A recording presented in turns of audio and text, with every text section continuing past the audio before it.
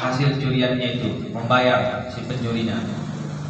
Dan yang keempat, usulan dari Pak Kirim, pencuri tidak dapat, katanya kan ini yang sangat apa juga bagi saya kan, pencurinya tidak dapat tapi ketahuan, apa sanksinya kan gitu. Kalau memang kita sama-sama, saya pun tidak membuang badan kan gitu kan. Kalau memang yang bilang ini pun meyakinkan saya memang itu pencurinya, saya siap, saya memanggil kan gitu. Tapi jangan kita memberi asal-asalan kan gitu. Siapa mencuri tapi nanti tiba apa dia tidak berani menjadi saksinya. Apabila ini yang seperti Bapak Kirim bilang, pencuri tidak dapat tapi dia tahu orangnya, berani dia mengakuinya kepada kepala desa, dan apabila nanti terjadi dari harga satuan buah, dan apabila si maling tidak berkenan membayar yang 2 juta dan memberikan kelipatan ini tadi, kita akan membuat dia satu harus mengembalikannya dan diumumkan ke masyarakat desa Mompang Julu walaupun dibayarnya. Dan apabila tidak dibayarnya, kita masyarakat desa Mompang Julu tidak peduli dengan dikeluarkan yang nomor 3 ini seperti kata Pak Rashid, kita keluarkan dari desa kita. Apabila tidak bisa kita keluarkan, masalah fardu kifayahnya sajalah yang kita apakan. Setuju? Setuju. Beratnya kayak kata Pak Rashid, yang berdiamnya aja seperti pemandiannya, mengkafani dan menyalatkan serta menguburkannya aja kita yang peduli. Yang wajib-wajibnya, yang tidak wajibnya tidak usah kita pedulikan. Setuju?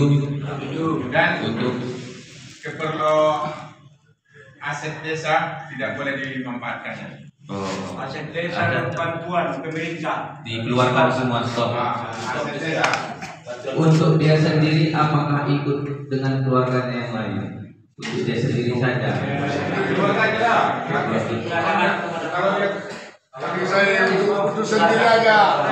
Itu sendiri. Dia ada anak di rumah itu, Pak. kalau mencuri anaknya belum kawin, Ini di sana ke situ. satu rumah. Karena satu rumah. Satu rumah. Nggak punya tanggung jawab itu anak. Oke. Sama Gas. Jadi sudah jadi sudah kita rangkukan sanksi yang kita dapat hari ini itu sudah sah, dan kita akan membuat suratnya nanti. Kita akan tempel-tempelkan ke beberapa warung-warung kopi, dan kita lanjutkan punya loko atau punya kebun 10 kali lipat. Nah, satu lagi, tidak mendapat fasilitas desa baik apapun, tidak boleh dipergunakannya. Seterusnya, bantuan berbentuk apapun dihentikan kepada keluarganya. Contoh kalau anak saya tidak bakalan dapat lagi bantuan itu, kita blokir. Tapi kalau abangnya kan beda, orang tuanya kita kenakan sanksinya. Tidak bisa mungkin semua, ibaratnya 5 orang itu nggak mungkin abang-abangnya kita kenakan ataupun adik-adiknya, keluarganya tidak. Yang pastinya orang tuanya saja. Apabila dia seorang anak-anak lajang, penadah kita berikan hukuman 10 kali lipat si pembeli.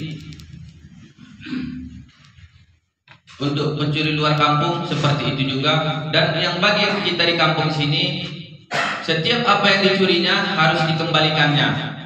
Yang kedua, setiap setelah sholat Jumat, apabila kedapatan mencuri, kita umumkan siapa nama pencurinya, nama orang tuanya, pihak siapa dia. Tapi kalau untuk kehangginya kita tidak boleh, kan gitu. Itu kan bukan masalah kehanggi, ini rumah dia, kita tidak boleh mengucapkan. Yang ketiganya, dikeluarkan dari desa Mompang dulu. Mungkin kayak dibilang Pak Gua itu mungkin berat, tapi kalau bisa kita keluarkan. Apabila tidak keluar, kita hanya mementingkan fardu kifayah yang wajibnya saja.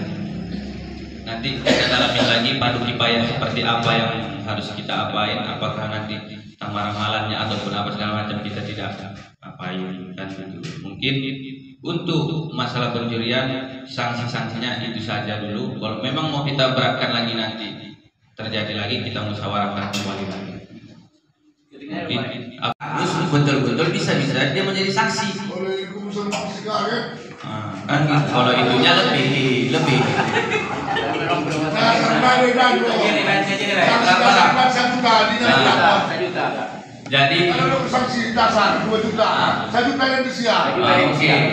Untung.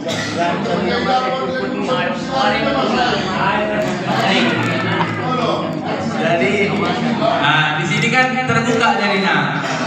Jadi untuk upah bagi penangkap pencuri atau berani mengungkapkan si pencuri itu, kita berikan upah 1 juta rupiah dari dengan syarat diberikan keberatan yang 2 juta itu dibagi 2. Tapi dengan syarat dia harus siap menjadi saksi utamanya. Jangan hanya bilang sana ada pencuri, nggak karena duit 1 juta ini Pak Kades sana pencuri ya katanya, aku tangkap, lari dia, aku nak tangkap polisi. Keluhan narkoba, datanglah ke kantor desa biar kamilah dari aparat penegak hukum. Jadi ya, nanti di sini di undang-undang ini di apa ini nanti kita akan membuat kontak handphone Bapak Babinsa, Bapak Babin Kamtibmas, Kepala Desa.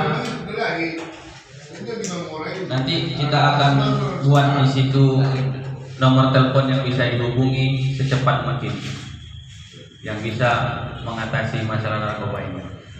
Dan untuk masalah narkoba kita upayakan, dan saya berupaya semampu saya juga gimana caranya mengatasinya. Mungkin untuk masalah narkoba itu dan yang lain, usulan lain. Satu lagi Pak Kepala Desa, masalah narkoba. Jadi udah kebiasaan kita lihat di Desa Mumpang Julu ini, begitu nanti ditangkap kepolisian, nggak lama kemudian udah nongol lagi di Mumpang Julu ini. Gimana caranya kita bisa, atau kita surati atau gimana sama APH? Sekarang gini Bang, izinnya bukan saya sok membuang ataupun ini, kita ungkapkan saja. Kita wilayah Polres Madinah. Wilayah Polres Madinah ini mau ke manapun juga namanya polisi berat untuk masuk ke sini. Jadi saya meminta ibaratnya kepada alim ulama seperti Pandai atau Bang Al-Ustad, marilah kita sama-sama dulu ke Polres. Audiensi ke Kasat Narkoba. Kenapa kita bisa dibebaskan seperti ini narkoba ini di sini? Bersama-sama jelas, saya tidak berani mengungkapkan. Kenapa? Privasi. Dan saya nanti memohon kepada hatobangan ulama, tuan-tuan guru di sini, beberapa orang lah, nggak mungkin kita puluhan orang, mungkin 4 atau 5 orang saja. Kita audiensi dulu ke Kasat Narkoba, baik itu ke Polres. Kita ungkapkanlah narkoba yang ada di Mumpang Julu ini. Cocok.